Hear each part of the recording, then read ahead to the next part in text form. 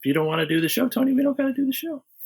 All right. Good night, everybody. What a wonderful time. Dan, see you in 2 weeks. Hey, watch him with Dan and Tony. Hey, watch him with Dan and Tony. It's like watching, yeah. Welcome to Hate Watching with Dan and Tony. I'm Dan. I'm Tony. And on this show, we survey the worst movies that have ever been made, and also Monster Trucks, which is not the worst movie ever made by I still kind of like it. I'm going to be honest. I mean, I didn't post the episode last week, so we missed an episode, but it's great. Great movie. That was the first time we missed an episode in how many years? In all our years. I think it's the first one. First week, so I guess the show's over. I guess we just pack it up now because we blew it. Well, we're going to be ending on a good note because the movie we watched was bad. But not all of it was bad, Dan. All of it was bad. This movie. No, you didn't like Kato? Oh, the Kato guy was. Well, we're doing Green Hornet, 2011. Seth Rogen, guy that plays Kato, directed by Michel Gondry, the guy that did lots of things that are creative, and so he's like, interesting, and just decided not to do any of that. I'm going to have one thing that seems like it could be interesting, but it's terrible, and then the rest of the movie is Kato's Kung Fu. Like his where he's turning. Yeah, it's like a superpower, which is weird because he doesn't have superpowers. Super stupid is what it was. Super stupid. It was the one sort of visual flair thing in the movie, and it didn't work, and it was stupid. But we'll talk about it when we get to it. That it is. That it isn't stupid. So this was his. I was talking to Todd about it, and Todd was like, "Yeah, I think it was Todd. Yeah, it's Todd." He was like, "This is his paycheck movie." The movie you make so that you can make the movies you want to make. And I would love to get a paycheck movie. I'll tell you that right now. I mean, I don't even have to do the other ones. I don't need one for me, one for them. I'll just do one for them. That's all I need. Then retirement.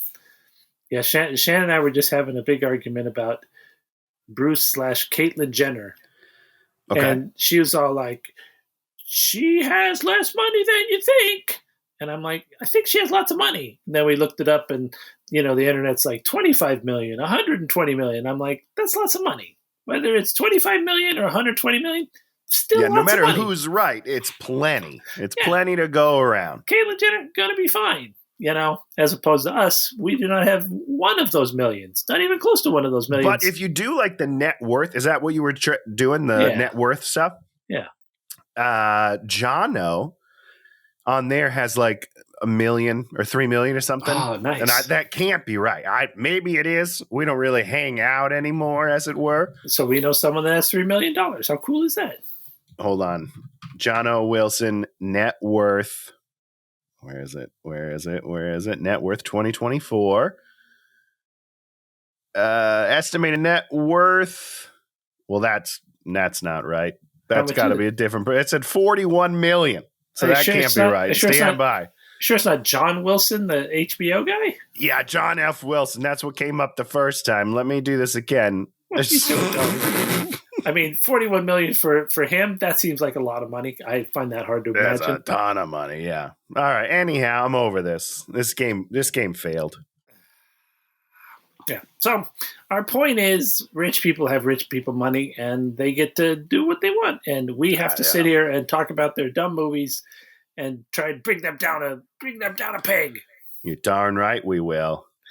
So 2011, hour and 58 minutes. I think I hated just about everything about this movie. That's interesting. I don't feel like I hated most of it. I was pretty indifferent to most of it. Okay. I think what's interesting to me is what I find to be the worst thing in the whole film is Seth Rogen. Oh, yeah, he's super terrible. He's just so miscast. I'm putting that in quotes if you're listening to this, because he wrote it. So, he's not miscast. He just doesn't work for the character that he wrote for himself. I don't know. Well, yeah, and there's the. Once again, we have to say, there's a toss up between him and Christoph Waltz, who plays the bad guy.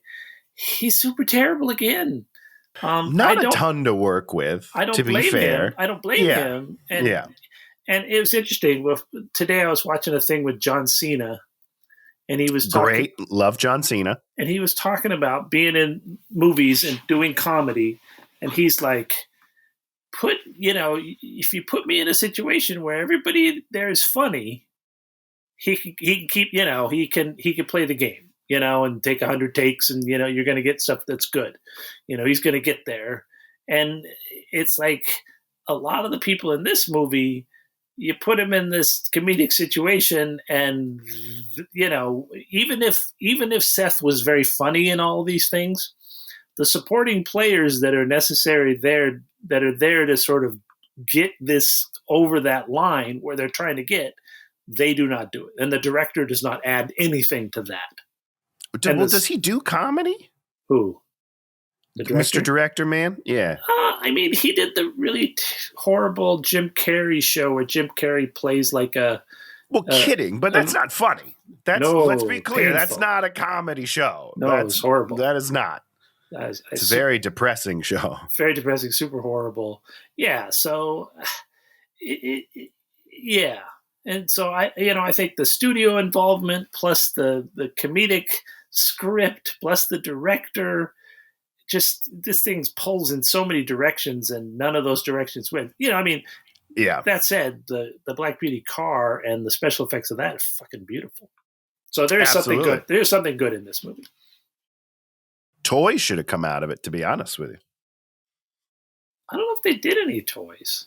That's what I'm saying. They blew it. They blew it on every facet, Dan. I think they still do toys. They do toys of the TV show, which I tried to watch an episode of the TV show. It was super terrible. No. I haven't done it. It's on my to-do. It was on my to-do list. You're defending a show you haven't watched. Okay, good. Yes, Tony. Tell me about all the good parts about it. Let me explain to you why it's not bad. Okay, that's the show that I've never seen. But it's. It was the same time as like Adam West Batman, right? Same time. That's the thing, is we love those and they were fun. Yeah. I started watching this. It's not fun. And it's because that's what I was going to ask. Because Batman kind of does. It's not a parody, but it's goofy, right? They exist in a parallel universe. They do not exist in our universe. This thing's closer to sort of our universe, and it just sort of doesn't. There's just not the fun of it. Now, did you listen to the radio show at all? Have I listened to the Green Hornet radio show? I don't think so. Okay. I haven't done any of it. I've only seen this movie. That's all I know of Green Hornet. Yeah. And I'm sure the radio show, depending on who was playing it, I'm sure it was fine. And, the character is visually great. But, the basic premise is he's acting like he's a bad guy, so the police are after him too. And then the bad guys think he's a bad guy also, who's trying to move in on them. And so he can kind of be a little harsher than like Batman, who everybody knows is a good guy. Sure. Yeah. He uses it to like get close to the other bad guys or something like that. You know what I mean? Well, we should probably just start then. We get his childhood. He's a fat, rich kid who's playing with his action figure. And then there's a schoolyard fight, and he wants to help. And then his dad doesn't let him and says, "You always fail," and then tears the head off his action figure. Well, no, hold on. That's not exactly what he says. Says he's dumb. The fat kid is like, "At least I tried." And the dad says, "Trying doesn't matter if you always fail." Which is so weird. That's nobody believes that, right? It's not something you teach your kid, and it's also not something this character would necessarily believe, right? This guy that somehow built a media empire, it's got his own. No, you try and you fail. That's what you do, and you just have to learn from it, get better. He's clearly not learning things that you could. I don't know. It was a very weird moment for me. It doesn't really set up the kid in an interesting way.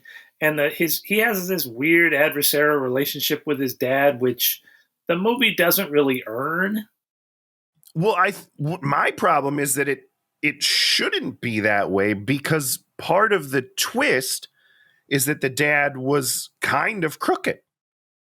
Yeah. You know what I mean? So Yeah, he should actually worship his dad. His dad dies. He kind of does it for his dad. And then he finds out, oh shit, my dad wasn't even like a great guy.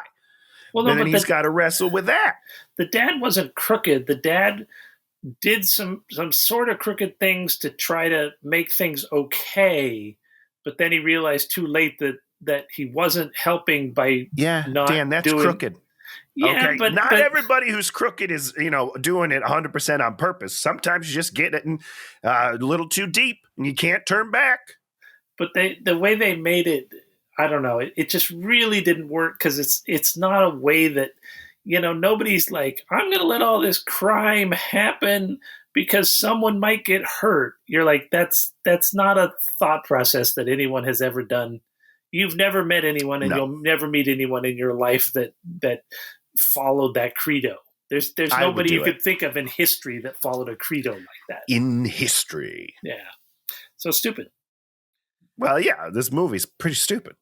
So now we move up to regular time, and Christoph Waltz is a guy with kind of a bad haircut, a little bit of a bowl haircut. Yeah, okay. Yeah, sure. He wears a suit that is not super expensive, but it's nice. It's nicer than anything I've ever worn. And so he's wearing a suit. Fine. Yep. So he walks into this club with a briefcase, and there he meets James Franco. By far the worst thing in this movie. That is so interesting. He is my favorite part of this movie. I love this scene. And I thought that the entire movie was downhill after this scene. Let me tell you why. Wow, the movie's Franco, downhill from this scene. Yeah, James Franco is doing a sort of New Jersey skeezy accent, but he can't do it. Like, straight up, the dude can't do the accent. And this is coming from a guy who doesn't do accents, right? Okay. You know this, Dan. I'm not great at accents. No. It is so funny to me because he's going all out, and I love watching it. And it feels like a scene. This is going to sound weird, from like a porn movie. Yeah. Because nobody is a human in the entire scene. And I'm watching it and I'm like, what is happening? I love this movie. That's how I felt about it. You see, that's because it was breaking all conventions and made no sense. And you're all like, it was great. It was funny. It made me laugh and stuff. No, you didn't like it? No, you didn't like any of it? No, because he's a terrible actor and you don't buy any of it. And then they start, then Christoph Waltz's name is Chudnovsky, which I guess is supposed to be funny to us for some reason. I don't know, because they really hammer it a lot. And one, it's really not that hard to say, right? No. So I don't get, because that's part of the joke. People say it wrong, but I don't know. I don't get it. I didn't get it. There's a lot of names that are really hard to pronounce, Dan. Yeah. I don't know if you know this. There's a ton of hard names that I just don't even pronounce them because I'm like, I'm going to screw it up. So I'm just going to call you, hey, bud. You know what I mean? It's not one of those. So I don't know what the point of this joke is, but it's not good. And they hit it a lot. Yes. So they do. Oh, yeah. They do a bit about mispronouncing his name. And then we do this whole thing. And then Franco's blasting him. And he's like, you're dressed like Disco Santa Claus. Yeah, but he's in black. Doesn't Santa wear like red? Last I looked, Santa wore red and white. Yeah. Yeah. Christmas colors, and he's dressed just in black. And a disco Santa, I feel like that's a thing. Like, I think that's a real thing. And I think it's like a fancy red, what's sequence? The sequency, shimmery type thing. Sure, he's doing his moves. Yeah. And so then I didn't get it. So then he turns the tide, and Chudnovsky now is in charge, and he's got his double gun out, and then he's coming back at him, and he's all like, "Why did you call me Disco Santa Claus?" And Franco's like, just seemed like a thing I could say at the time. And he's like, I don't understand. He's like, you're not, basically he's saying you're not cool. And he's not cool, but he's not cool. He's just boring. I thought that I did a classic Dan Goodsell. Oh, you made an assumption? Scene. I made an assumption that his character was going to be all about his insecurities. Oh, you mean that he was going to have character? Okay, that would be interesting if he had a character. That was my first mistake. Yes, I thought they were going to have some sort of fleshed out character, because I do like the idea of the bad guy being self-conscious about not being scary enough. Sure. You can get a lot of good jokes out of that, and one of them is not making him Bloodnofsky. That's not a good joke. It's not good. I'm just going to throw that out there. He later in the movie he changed his name. He says, I'm Bloodnofsky, and then he wears a red suit. Yeah. And then which would have been the Disco Santa suit. And then he sort of says some things, and once again, you're like, Bloodnofsky means nothing to me. Nope. Doesn't mean anything. Yeah, I don't know. Okay. But a bad guy that just is so insecure about not being scary that he kills people he shouldn't kill. Oh, yeah. I like that. I like that idea. Yeah, I mean, you could write the comedy as a comedy, and there might be comedy involved, but they did not write it as a comedy. And you had James Franco trying to do comedy, and you fell into the trap of everything in this scene is so weird. If everything in the movie is this weird, it's gonna get very weird. But it would be a very fun movie, and I know this because they came out with Pineapple Express a few years later, and that movie is delightful. Yeah, and I tried to watch that movie and I turned it off because it's so You terrible. Turned it off? He's so good terrible in that movie. I mean, I like the one where the end of the world one. I think that's great. I think that's this is the end. Yep. I think it's a great movie. I watched it the first time. I was like, okay. I watched it again, and I was like, this is a brilliant movie because there's stakes in it, and there's emotional stakes, and there's characters, and Michael Cera playing the giant asshole. All his jokes very funny, which is great. Yeah. Danny McBride gets to play perfectly utilized. Danny which is McBride, great. They don't waste a word on him. Every word he says is perfect. Yep. And like every word that Franco said, I was like, I wish he wasn't saying these words. I'm not laughing. They're terrible. He's not playing a character. There's no reality. You either have to go and make it not reality, like the 1966 Batman TV show, which is what I think everyone thought that this movie was going to be. Probably should have been. But they play this movie like it's a straight superhero action movie, but with a guy that stands there and joke at times. But they're mean jokes, Dan. He's not likable. Oh, that's like my biggest problem with this movie is he's not likable. Oh, yeah. You want him to die. You don't care. I want him to die. But so here's my problem. They needed to do one of two things, in my opinion, right? Make him likable, which would have been my preference. But that's just me. Or you go the route where it's like, what kind of guy would take this money? He doesn't care about helping people, right? Straight up. He doesn't care about it. So what kind of guy takes his money and fights crime? Just kind of a piece of shit. Like, go into that. He's killing people for literally no reason. Mm-hmm. He has no beliefs. He has no, he's just out there like, I could fucking kill somebody. I don't know. Let's see what it's like.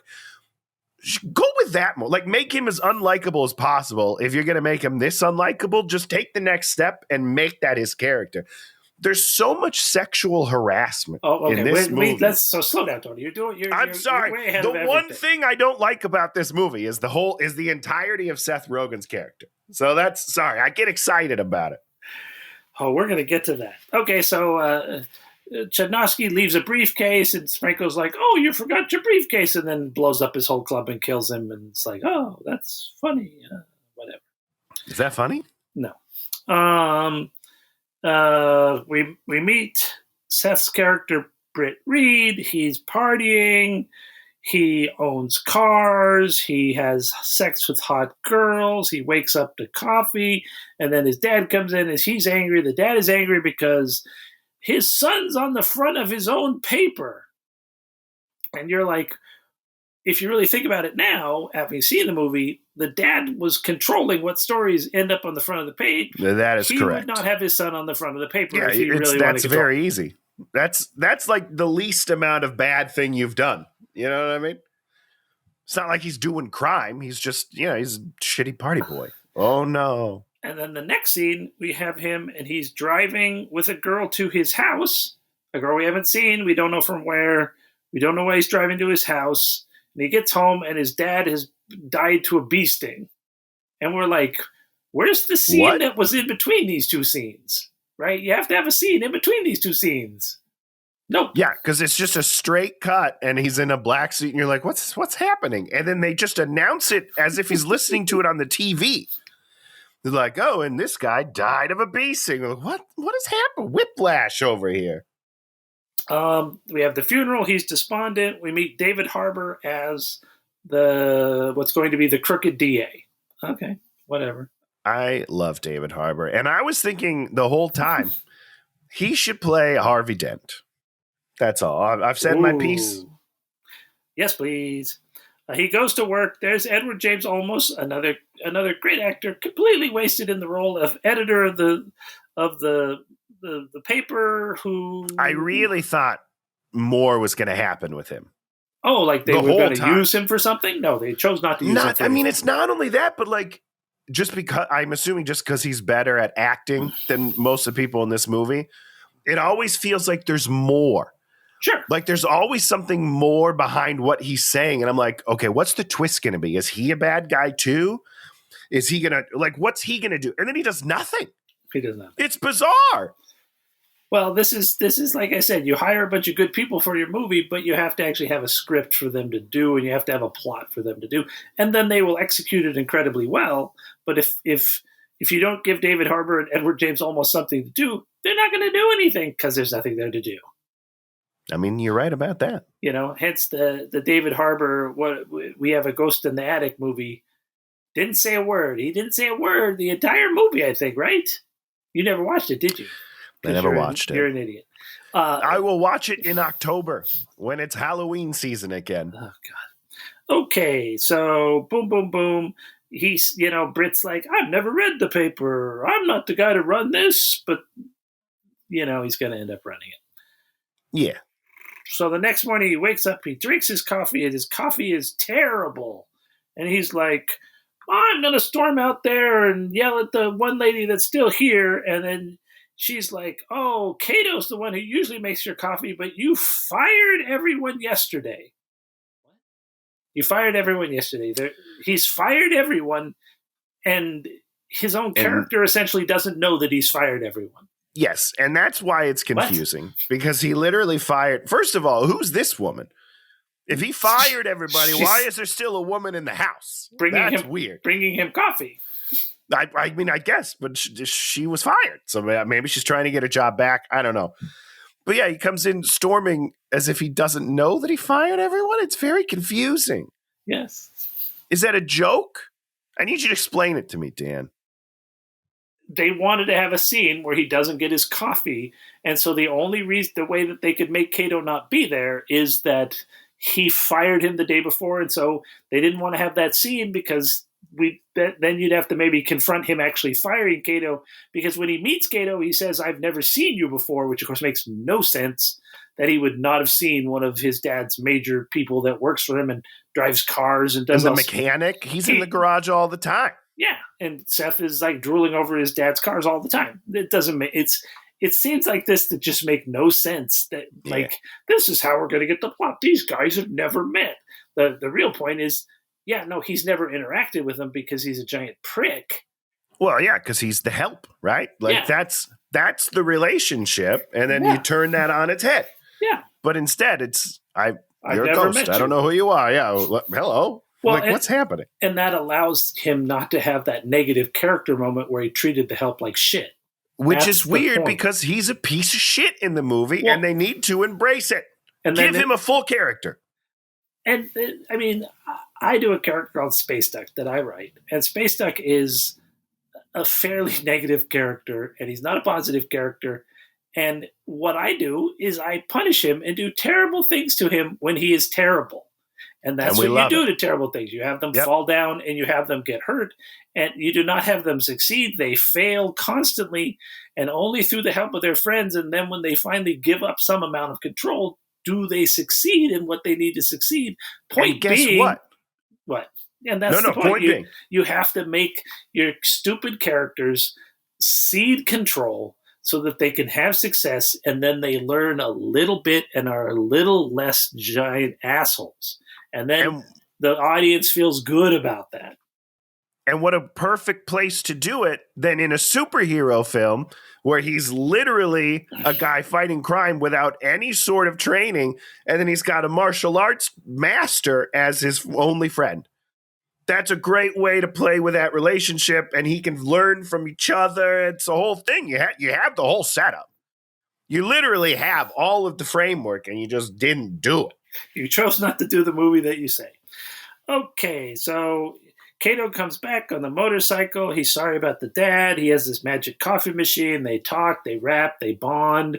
Then they go and see the cars, and then he says, these are the super tricked out cars, and they're bulletproof, and they share a beer. And then he says to Kato, tell me about my dad. And you're like, what? A guy that you didn't even know you knew a day ago now knows your dad better than you. It's all very confusing to me. Yes, you should have made him estranged from the dad. And then you're like, oh my God, what, I should not have. But, it's once again, it's the conflicting thing of, is he an asshole or is he not an asshole?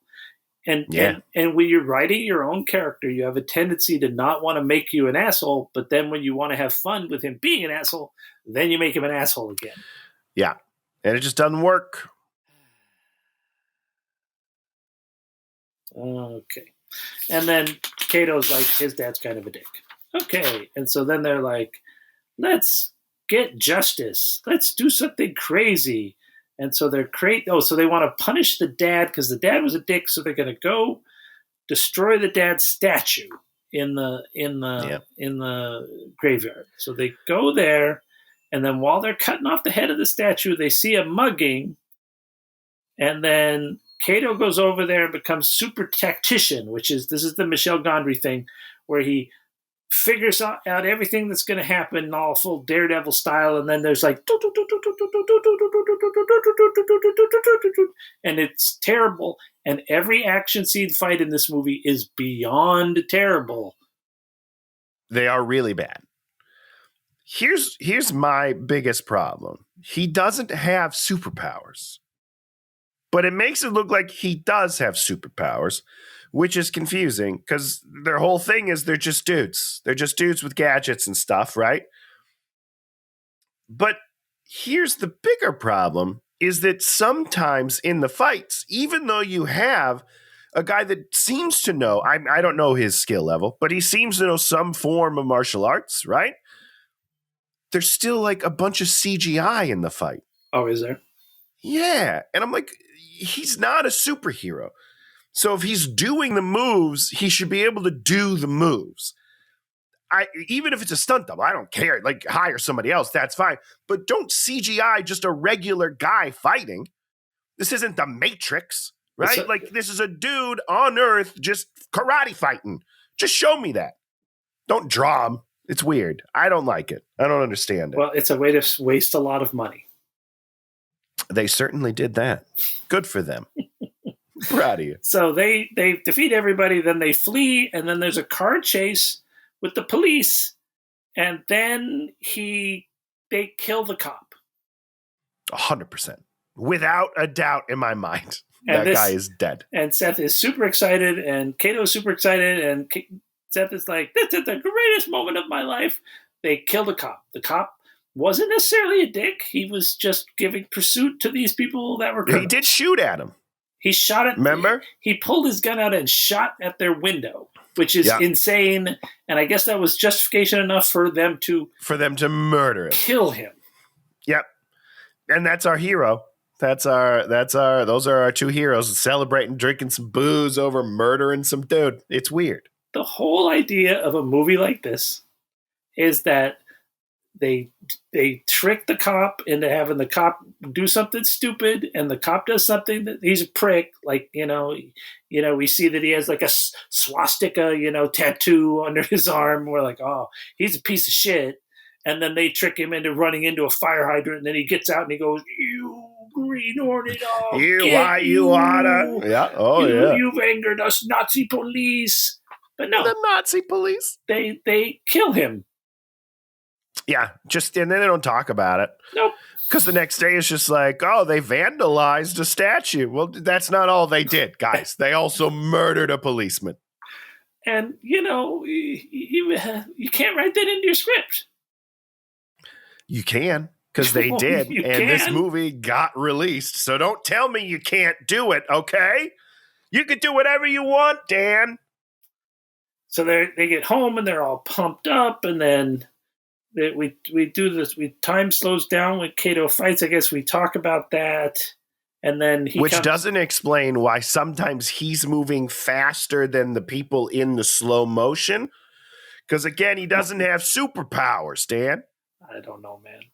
So Seth comes up with a plan that they'll pose as villains, but be heroes, and then basically just this way we can fuck around and do this. Yeah, I mean, it's basically an excuse to murder people.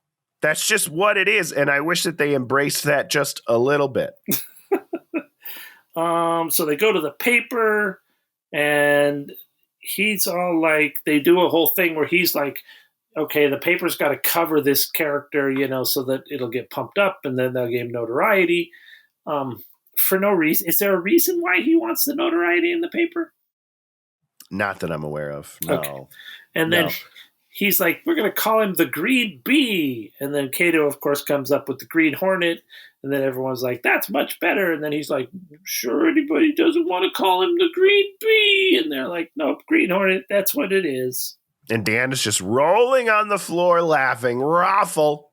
I mean, did you laugh at any time in this movie? I mean, other than you're in love with James Franco being weird. Okay. Did you laugh at No. But I did laugh a lot in the first 5 minutes there.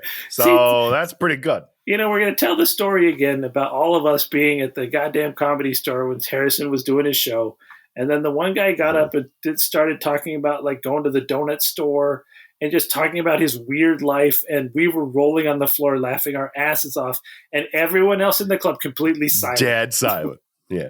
And Elko's dying. We're all dying because we all get it. We all get the cosmic joke of this guy's life. And it's hilarious to us.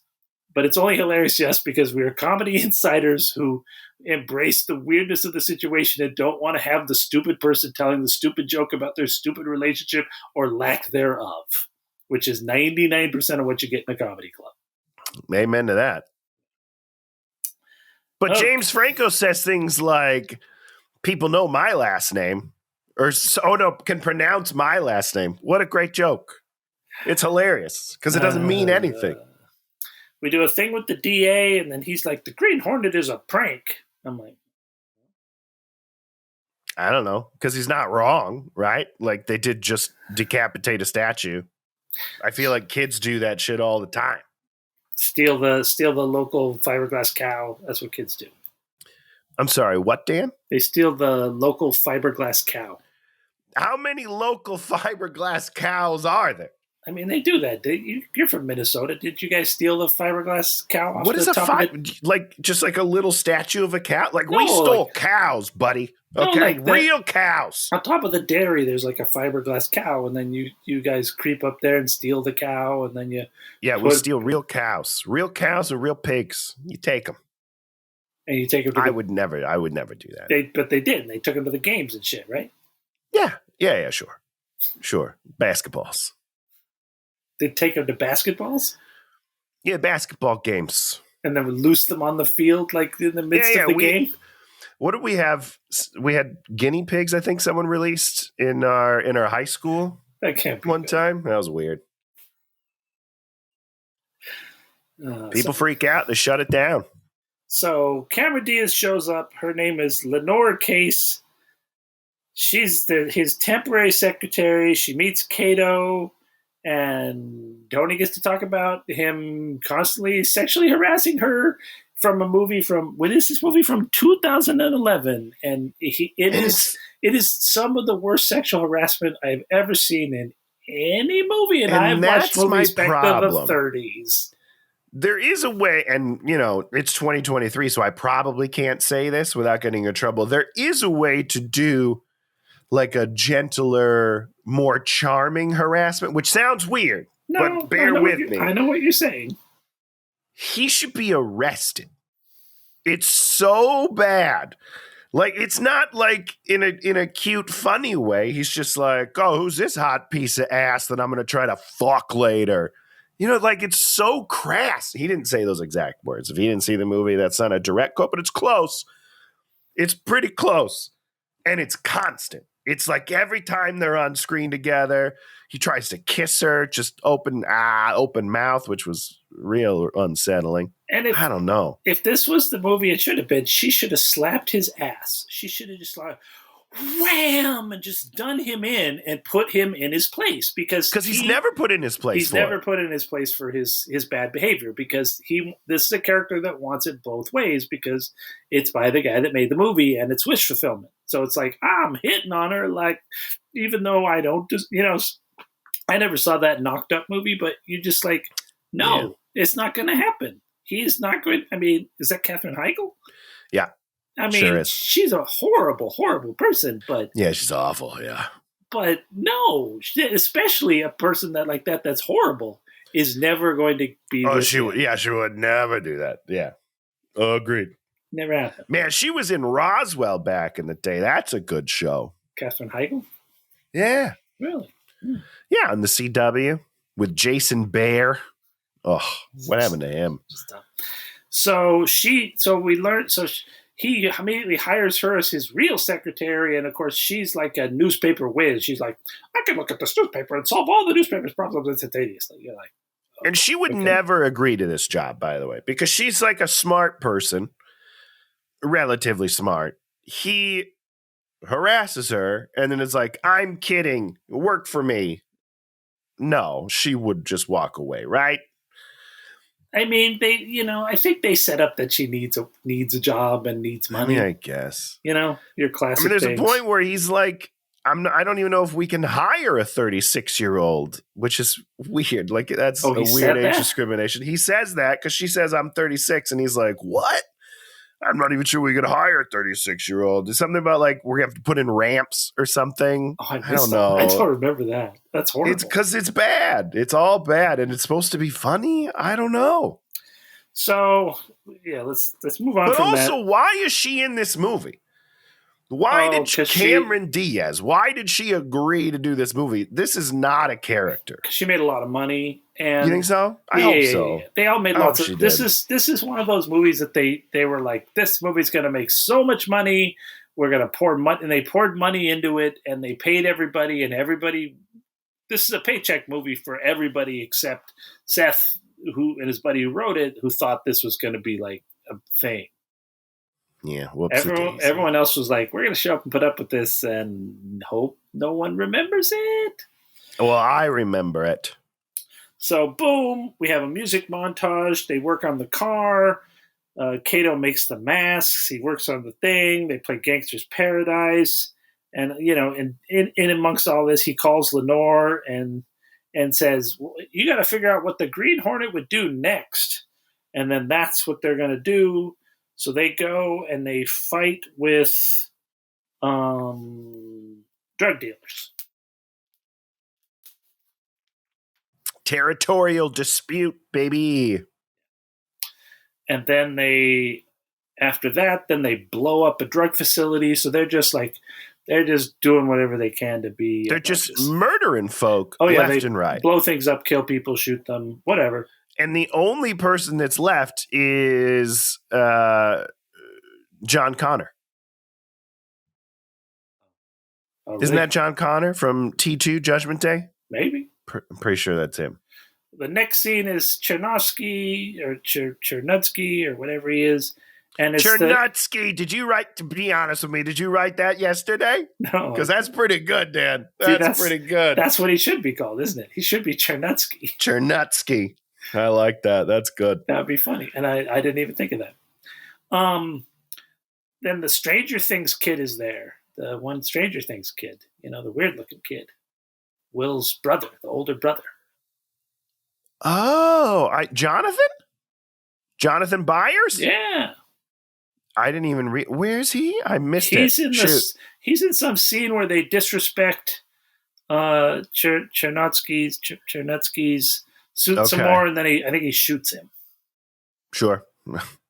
Big surprise there. Editorial meeting, more headlines, and then just more headlines, then more montage. They kill more guys. They think they kill some more cops. And then the next morning, there's one joke in the movie, sorry.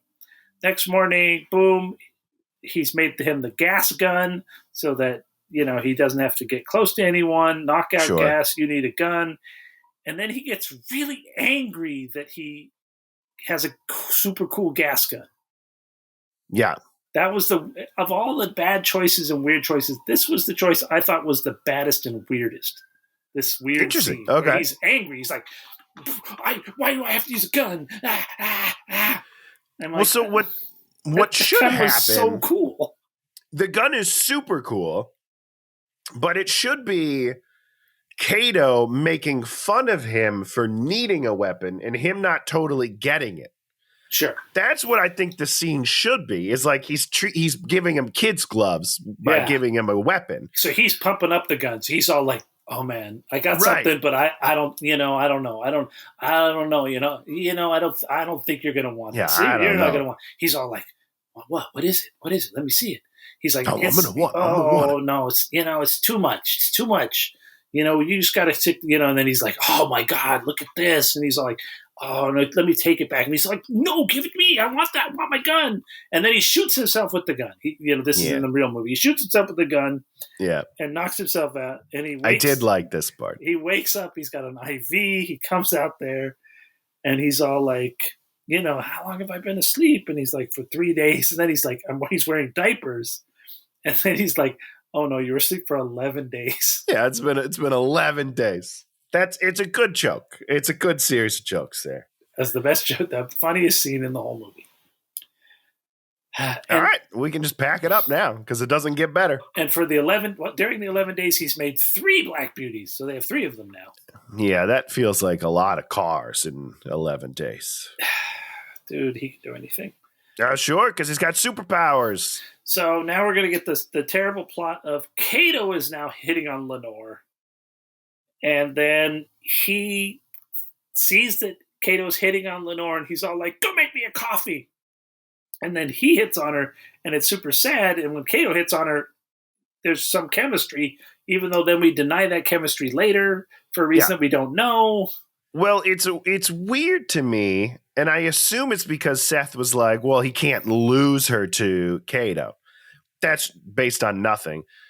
But it's weird that you then make both characters kind of harass her because she's not into either of them. But she was into him. She's into him for like these couple of scenes, and then she's for a couple of scenes, and then she's not. She's like completely not. It's almost like I've never met you before. Right, which is so it's all weird, and they didn't do just don't do it. Just don't put that relationship in there. You're all friends, and you're all working together. End of story. And so Britt they go into the other room where Kato's supposed to be making coffee, and then Kato almost kills him, and it's like, "Don't treat me like a piece of shit." Which is a great moment for a different movie. Mm-hmm. You know what I mean? Like, because there's about 8 seconds of real movie where he's like punches that thing, and you're like, "Oh shit!" And then he's like, "Don't ever talk to me like that," and it's like, "Okay, cool," and then they're done. They're just done. They just drop it. They're done. We're not having these emotions. We had emotions. Yeah. Let's not go. We put it in for you people, but we're not going to deal with it. So they drive home, and then one of them says, "Are you still mad?" And then he's talking about Lenore, and he's like, "I can't nail her." And you're just like, And then I think he says, girls are such a drag. And you're like, Yeah. what Yep, he sure does. is this? I don't know. What character is that? That's not even part of this character as far as I can tell. And I mean, just to put it out there, he's sleeping with super hot girls, has two super hot girls. He has super hot girl in his bed. He has two super hot girls in the pool. He can ring up hot girls anytime. I mean, if you're going to make Lenore a thing, he could try to like be like, hey, you want to, and then she's all like, nope. She just like shuts him down, and that's, make that what, he's like, I've always had it so easy, make him vulnerable in a way, but no, he just a sleazy dick for no reason. Yeah, sleazy dick. That's correct. So boom. Oh yeah, here we go. Kato then like, I gotta go have a drink, and then he just disappears, and he's all like, where'd he go? And then he's with her, and then they're playing piano. And then she does the line that you're like, oh, here's what's going to happen. She's like, oh, I'm not interested in you. I'm obsessed with the Green Hornet. But then not really. That never happens again. Yep. It's very weird. Okay, let's see what happens. Let's see what happens. Dan didn't watch the movie. He's just reading the Cliff Notes. Bad guys. Oh, so the Koreans are turning on Judnowski, and the Armenians are turning on them. And then he goes and kills all of them? Just kills a bunch of them? How many bad guys are there in the town where you can just kill a bunch of them and still run the town? He just kills a bunch of them because he has I don't get it. He has a gun that like shoots 2 bullets. Yeah, and it can like spread out. I don't know. It's very weird. So Janowski sends him an email and says, let's meet downtown. And then Green Hornet and Kato are there, and then Green Hornet's like, or Seth's like, I need to plan what we're going to do, and you're not involved in the planning. What? Yeah, I don't know. It's like the opposite of what's been happening the whole time. Go home. And he's all like, okay, I'm going home. Like, okay, I'm going to go home now. Okay. So basically, it's daytime. They drive to the thing, and there's Chudnovsky, and then he's got a bunch of big cars. They pin him in, and then they push him in the thing, and then they fill it up with dirt, and he's going to die under there, and then they push the thing, and everything explodes, and then they escape, and then they run, and then the car falls on one of Chudnovsky's guys, Chili, and then they run, and there's shots, and then they roll over in a truck, and then they just sort of escape. Yeah, we just kind of let it fizzle out. And then there's no way out of that, like, without another 10 minutes of chase scene, and, you just got to cut and run. Just cut. Just assume they got away. Yeah, we're already pushing 2 hours here. We can't spend any more time on this scene. We can't do it. They got this movie down to an hour and 58, and you can feel that they had a lot more. Yeah, that's how. You know what I mean? So they get there, and then they go home, and then he's all like, I'm the hero, you're my sidekick. Then they fight, and Kato kicks him, and then they fight around the place. They get in a big fight, the two of them. Okay, Tony, they get in a big fight. Yeah. Did you ever watch the Pink Panther movies? The Steve Martin ones? Maybe.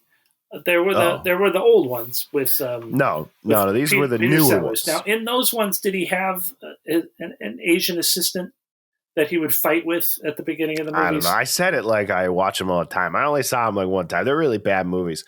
But there's a great scene where he's like trying to say hamburger and he can't say it. It's really funny, Dan. You should see it. Hamburger. Well, in the old ones, he had like his manservant, which was an Asian guy. And then at the beginning of the movie, they do this whole thing where the Asian guy would hide out in the house somewhere, and then the two of them would fight to, keep in sure, you keep in your shape. Yeah, so I get that. These two fight. How many times does Seth land blows on Kato? Too many. Many too times. many. Too many to be believable.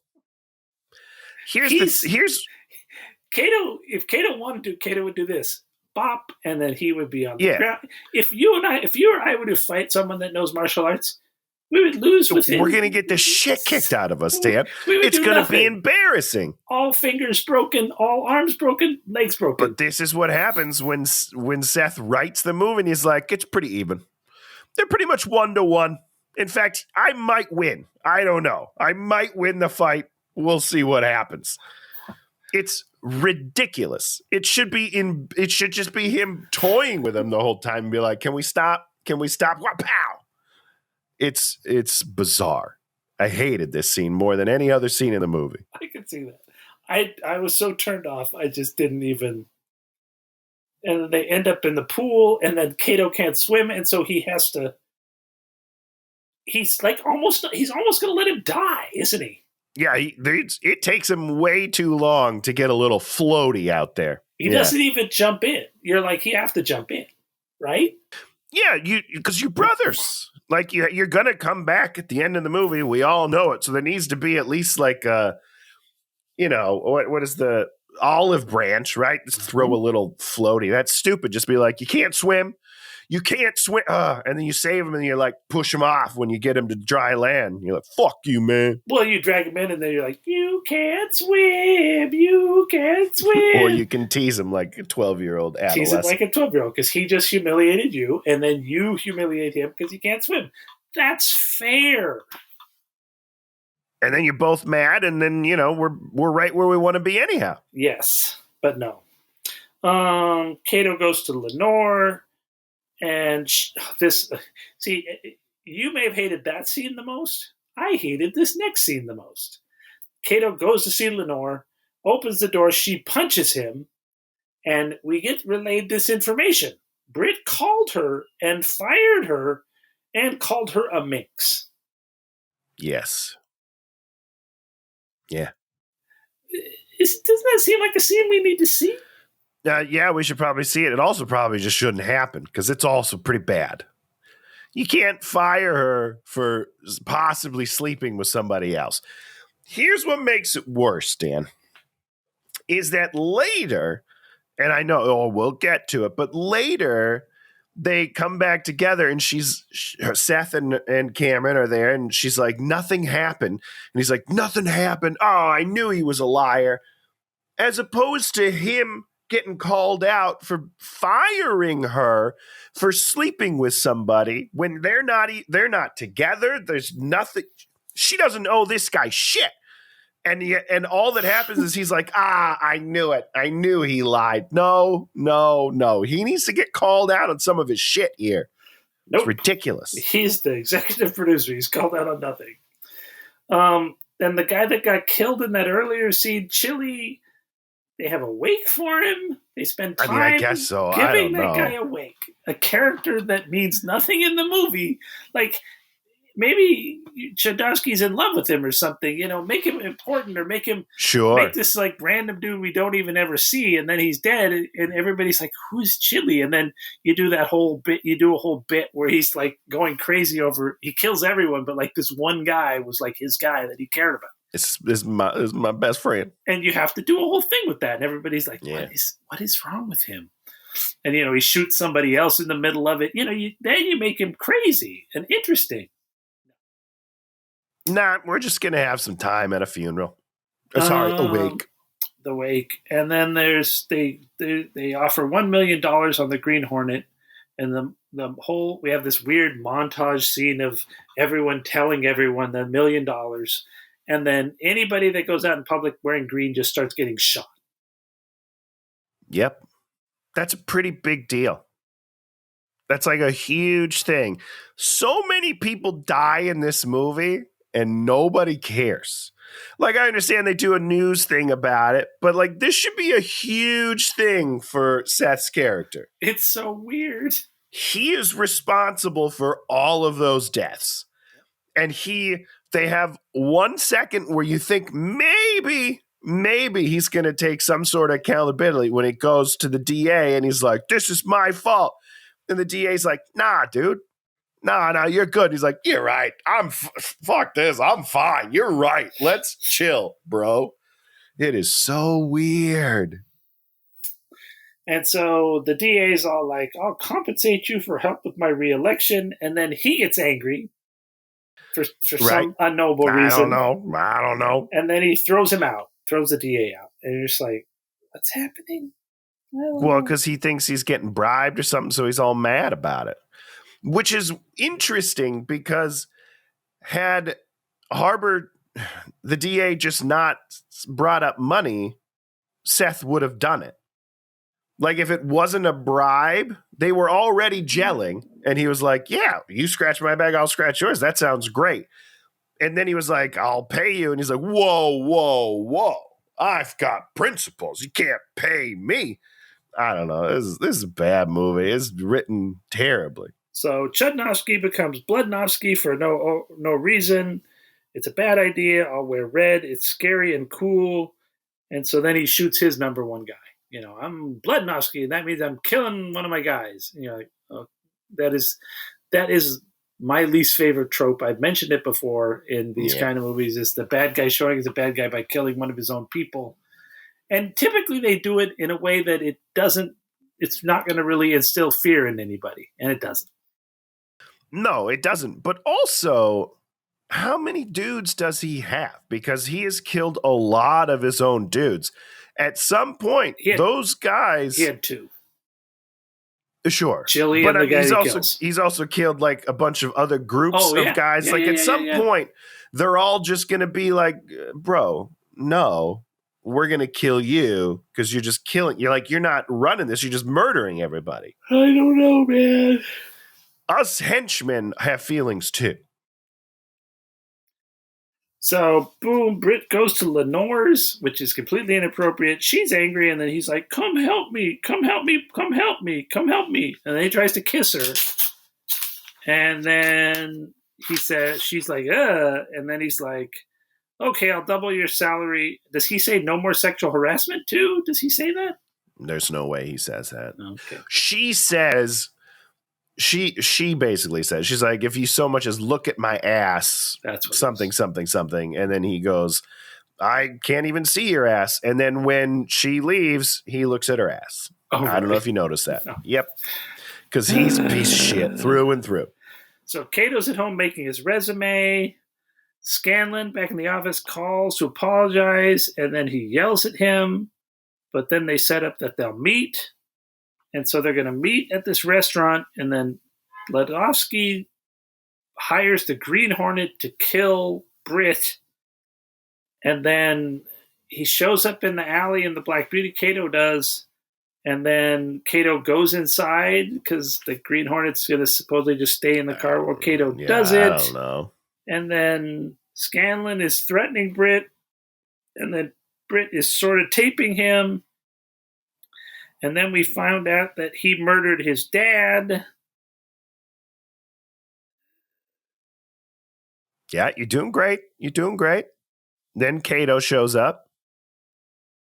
And then, okay, so the dad stopped reporting crimes because the reporter got killed. This one reporter that we saw in one scene as a photo on a wall is super important. And the dad stopped talking about crime when that guy get killed because he was afraid other reporters would get killed. But then at the last minute, he realized that was the wrong thing to do. And then they killed him because he was going to start reporting on crime again. Yeah, I think you nailed it. That was really good, Dan. Proud of you. I'm so proud of you. And then they fight. Well, Cato shows up because there's a great moment where he's like, what are you going to do? Kill me in public? And he's like, yes, I am. And then Cato shows up, pulls a gun.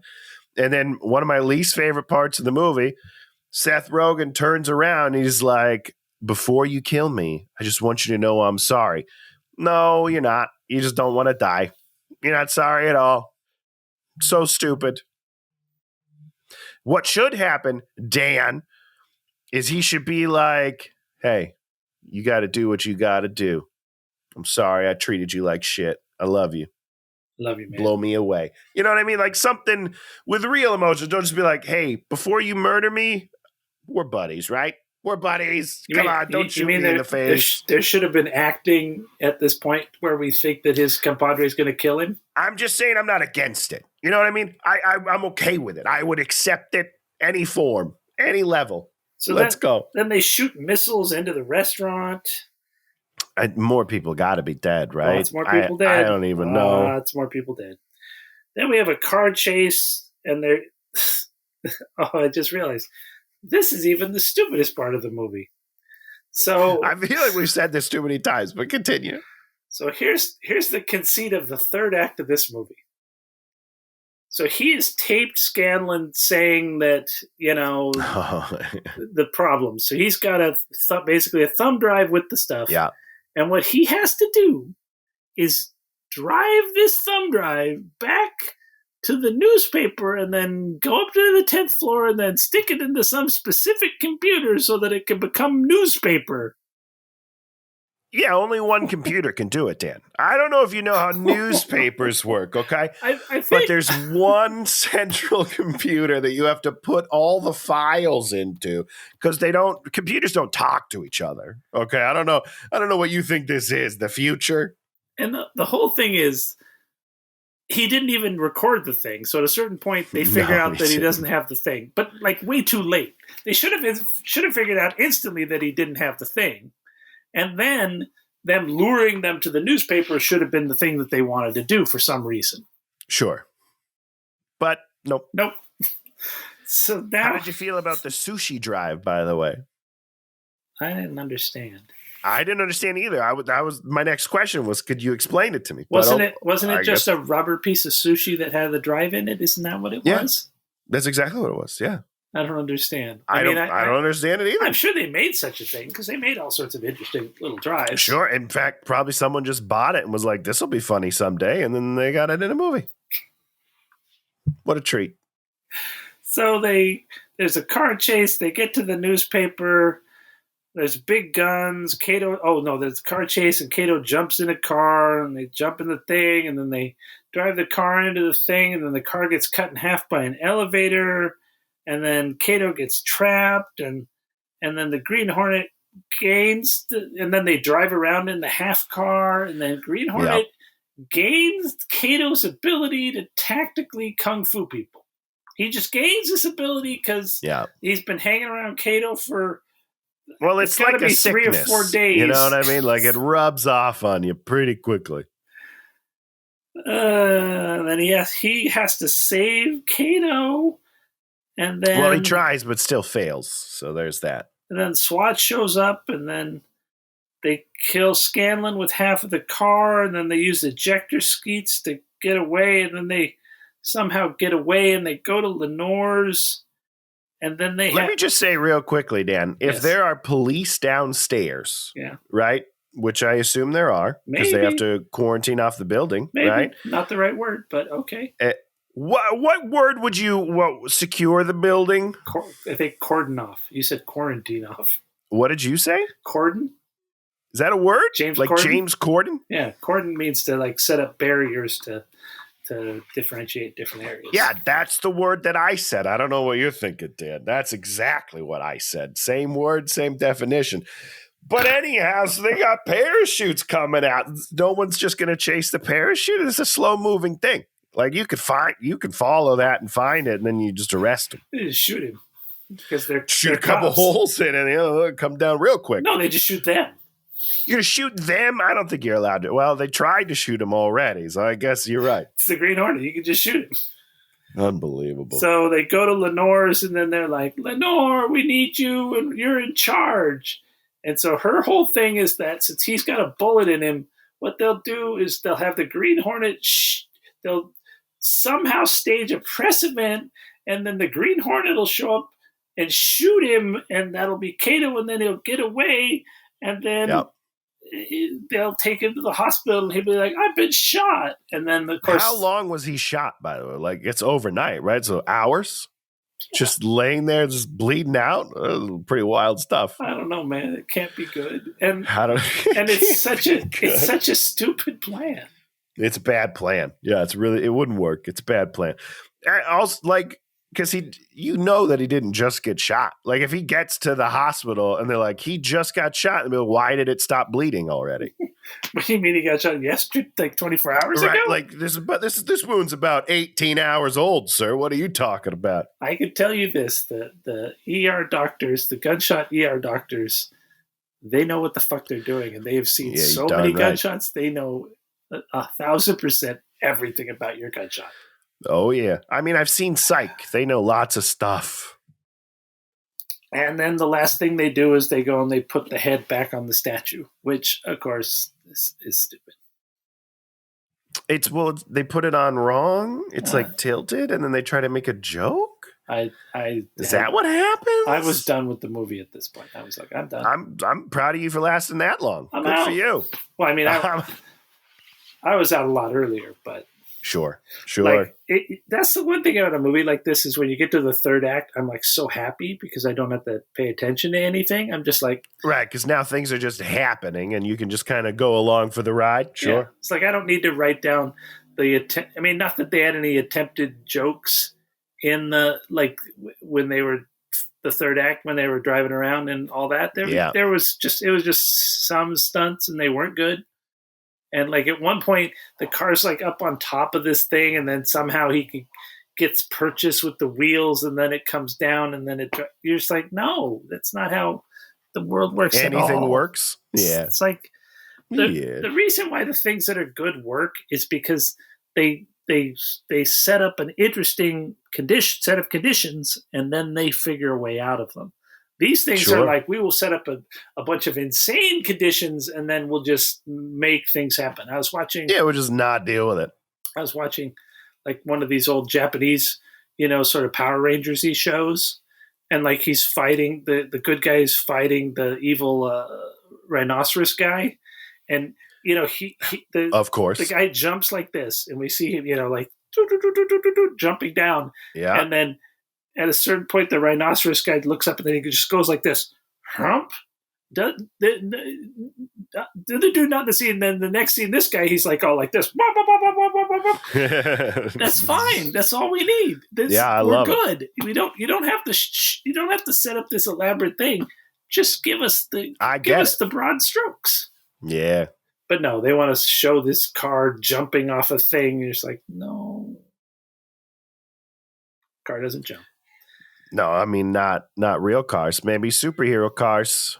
Okay, Tony, do you have anything else to say about your favorite movie of the year? Boy, what else could I say about this dumb movie? Did I talk about James Franco and how funny I thought he was? Yes. Yeah? Well, then I guess I'm good, Dan. There it is. Yeah, this movie's terrible. And the guy who played Kato was fine. Did he go on to do anything? I did do just the bare minimum of research. Good job. Bare minimum. He is like a pop star in overseas. Oh, nice. Good for him. Yeah. So like, I think he has a career. I don't think this is the career, but I liked him. I liked him just fine. I would watch him in more stuff. He was good. He was. Yeah. You were like a better actor than Seth. Well, listen, that's not too tough, is it? It's sad. It's sad because this should have been a bonkers, weird, silly movie, but instead it tries to be what, it shouldn't be trying to be. It tries to be the movie that a real Green Hornet movie would be. And it's like, why? Why do you need to be that? You should have not only that, but like, why are you guys doing that? Like, I'm okay with that movie existing, but not with those people making it. Those aren't the people you hire to make a relatively faithful, I mean, I don't know. It's all weird. You hire like somebody that has, you make a villain who's villainous. What's his name is never villainous. He's never villainous. And you have Christoph Waltz and you're not letting him be villainous. I mean, yeah, maybe if they gave him a rosary, maybe that would help. Ha-ha, Tarzan. Got it. Because you love the rosary. So now's the point at which Tony, you go first. We talk about something we liked. Is there anything you like, Tony? You're on airplane flights. Maybe you spent some time watching a movie or a TV show or reading a book or listening to an audio podcast. I watched a bunch of movies. But wow, this sounds very dark. I've been on 5 plane rides. What? 3+ hours each in the last 9 days. Right? What the hell?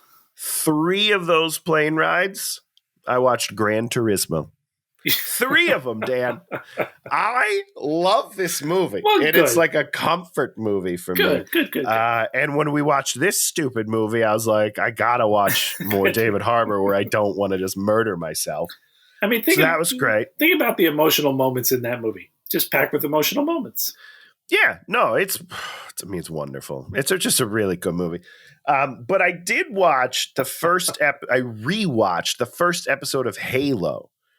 Did you ever watch Halo when it came out last year? Now, is that on the Paramount one Plus? where the guy's like a robot, then he kind of becomes not a robot, and then he runs away from being a robot? I mean, I get he's not a robot, but he's a program fighting man. Yeah, he's got emotional suppressants. And then they sort of break out of that and then go to do a thing. I guess the second season's supposed to be great. So that's why I was like, I should rewatch it. And I actually don't we watched it. I'm getting, this is not very articulate at all. No. We watched it when it came out. The viewers are used to 2 that years ago. From you. I know. These guys hate me. All right, I get it. Yeah.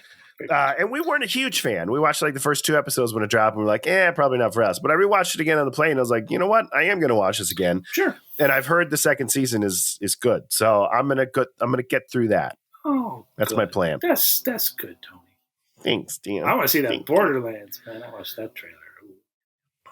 I haven't seen the trailer yet. You watched the Fallout trailer? Yes, and I'm very excited. I love Fallout. Love it so much. What's his name? Gordon Gucko or whatever his name is. I don't think it's that. Spiko I'm not sure what his name is. Sachi Suchmo. Sachi Suchmo. He was on that weird show like the Mule or the Unicorn. He was on that show. Okay. I like that guy. He's weird looking guy. Sure. Big old forehead. Oh, it's been a couple of weeks. Have we talked about The Bear? Oh, or has it been so long that we didn't talk about that? We watched some of the first season. It was watched very the intense. whole thing. Very intense. It is so intense. Is he your new man crush? No, so I don't get it. I don't get the what's his name? Jeremy Allen White. Haven't you? That sounds right. Like that sounds right. Haven't you seen him without his shirt? He's all. In the wrestling movie, which is great. Daddy Yum Yum. His face is weird, dude. I don't get. We're in this time period where weird faces are pretty in. enough for Tony. They're not. I like a nice symmetrical, chiseled face, and he's like flat and kind of flappy. And I don't know. It's weird. He's I don't not get a good-looking guy from the good-looking guy standpoint. But people are like obsessed with him. Yeah, because he's. I don't know because he's intense too. Okay, so you watch. He's intense and he's very talented. We watched the whole Bear in like 2 days. Oh, okay. So wow. we loved it a lot, but it's a lot. Like you finish an episode and you're like, okay, I need to take 5 minutes and just like chill and decompress because it's just the whole time. It's really great. Yeah, I think we watched 1 or 2 episodes and I was like, yeah, I mean it's good, but I don't need to. It just induces anxiety. Like, why would I want to watch a show that just makes me feel anxious? It doesn't make any sense. But we did it. Well, I did the opposite of that. I watched Timothy Chalamet as Willy Wonka. Oh, how's that? Really good. Is it? Really, okay. Really, really good. He's great. Really interesting. The music's pretty darn good, and okay. I think they made a classic. I think they made one that's gonna be. I think kids are gonna love this movie. I think it's gonna, and it is such a good homage to the 70s movie, and sure the two connect really well. And there's a lot of good stuff in it, and there's like a CGI giraffe in there that's just like. This is why you use CGI. So you can make this giraffe do stuff and I do like giraffes. Exist in the space and like the face on it, you're just like, that looks really real. And the body is like the body looks real, but you're like, there's a lot going on. But sure. I loved it. He's great. He's really delicate and fragile and he's magical. He's they really played the magic, and it felt like Roald Dahl. Did you ever watch The Witches with Angelica Houston? No. The mice. Oh, okay. No. It's fucking creepy as hell. And it has that same sort of thing, where you're like, this. It's not in our world. It doesn't take place anywhere near our world, and it's nice because I'm like, I don't want to be. It's like I want to. This is a world I want to live in and kind of see. Yeah, so it's fun. Okay, cool. I love it. So Tony, next week we're going to do a movie. Are we going to do the movie that we talked about? Yes, yeah, it's finally here. It's here. Like Christmas. Do you want to say it? Or do you want me to say it? You should say it, Tony. You're paying, paying for it. Well, maybe if I can figure out how to buy it. I can't log in. I don't know what's going on. Voodoo changed to Fandango at home. I don't know if you saw that. So they're changing like ownerships or something. I don't know. Anyhow, it's finally been released on VOD for us homebodies / poor people that can't go to the cinema theaters. We are seeing the cult classic Madam Web. I went to the Amazon to see what happened to my mother because she died from spider bite, whatever the line is. Something good. It's going to be good. Did you watch the Academy Awards at all? No, didn't. Oh, John Mulaney was on there, and he was like doing classic movie lines, and he did the line from Madam Web, which was in the trailer, but they didn't put it in the movie, and he did, he's like, big line, then he did that one, and everyone was just like, it's got to be good. Yeah. Good for you, sir. He set himself up to host the Academy Awards in the future. Wow. Well, good for him. If Jimmy wants to stop doing it, I bet you 10-1 they get Mulaney to do it, because if with proper amount of drug tests, they'll let him do it, I think. Sure. I mean, listen, drugs are tough, man. Very tough. Yeah. It's brutal. And while he is the worst part of The Bear, I do enjoy him. Wait, he's in The Bear? He does an episode of The Bear, one of the hardest to watch, and I don't know. I don't think he crushed it, but it's okay. That's okay. It's okay. In his defense, that episode has 12 famous people just guest starring in it, so really? It's hard to keep up with the level of talent that's in that episode. So he's very good at doing what very good at doing 100%. What he does. And I think he'd be a great host. Like, he's got that, the poser. What does he got? Composure. He's a big poser, is what Tony's saying. Yeah, he's a big old poser, this guy. With his Janko jeans. Wallet chain. So Green Hornet, Tony's favorite movie in the world. James Franco, Tony's favorite actor. Got it. Check mark. Listen, you should give Pineapple Express another try. That movie's fun. I will try. That was what I was going to say. I watched The Babysitter. Yeah. Okay. You don't seem that excited. I had seen it before, or seen some of it before, because I was like, I was watching it and I was like, I've seen some of this.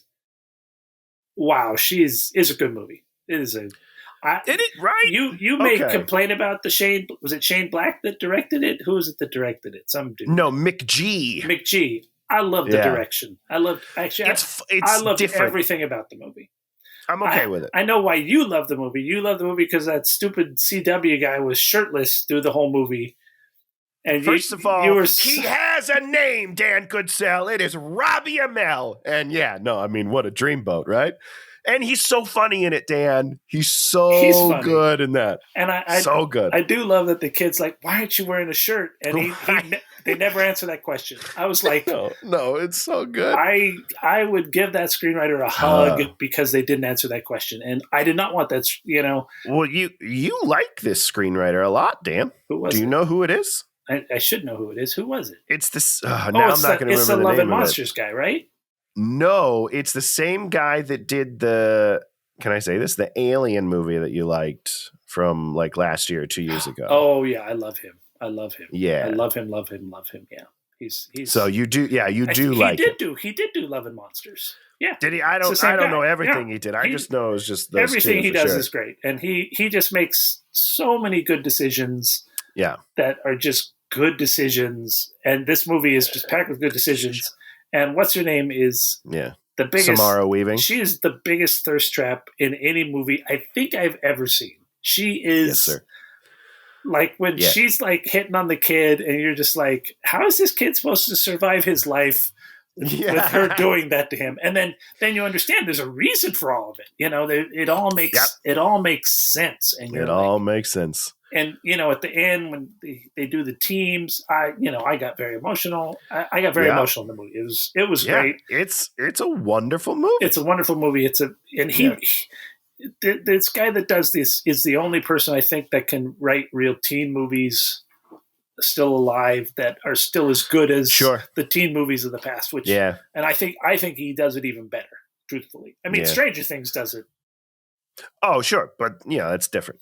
It's different, but there's not a lot of people I think that can write that sort of emotional teen movie where you're really capturing what it is like to be a teenager and go through stuff and what things mean to you, and make these characters that are real characters that are going to go someplace, and like the cheerleader girl that gets shot, and her wish was to be a journalist, and you're just like, didn't see that coming. Journalist, you're like this. She does not know what a journalist is really, and she wants to be that. Lost a boob. It's tough. It's tough stuff. Yeah, a beautiful, brutal movie, and worth every. I mean, it's kind of like the Dear Death Day. Happy Death Day. I haven't watched the second one yet. I got to watch that second one still. It's weird. I love the first one. It's weird. I love the first one. The first one was First one's great, amazing. One of those great movies where you actually have a character arc and they go through something. I'm like, yes, I am there for that. Yeah, watch the second one. Let me know what you think because it's weird. Yeah. But I got to rewatch that whole the girl versus the aliens movie. That movie was you really loved that. I love that movie. So we'll be back talking about Madam Web, a movie I'm sure the two of us are just going to love. I can't wait to watch it, man. I'm so excited. I think I'm going to enjoy it. I think I'm going to have fun. That's what I think. Amen to that. But you love all the Carnage movies, so you're weird. Oh yeah, I love those movies. So good. Eddie. Isn't there another one coming out? Isn't there another probably? I don't see how I feel like there is. Well, there's the Craven movie. Wait, there's a Craven movie? Like the Hunter? Craven the Hunter? There sure is. There's a full trailer for it. Oh, holy crap. Okay. I don't know how I missed this. It's going to be but yeah, I'm into that. It's going to be so bad. It's going to be so bad. Yeah. Venom, The Last Dance coming out. It says 2024, Dan. This could be our year. This is our year. This is it. Web, Craven, another Venom movie. I guess we can't stop the show. I guess we still got places to go. Hollywood keeping us alive. All right. Oh, man. That's great news. Okay. Woo. Well, I think we should. All right, let's get out of here. Let's get out of here. It's been a good one, Tony. I'll see you next time. We'll do it some Madam Web. Did you tell people to subscribe and stuff? All right, forget it. We'll do it next time. Goodbye, everybody. Hey,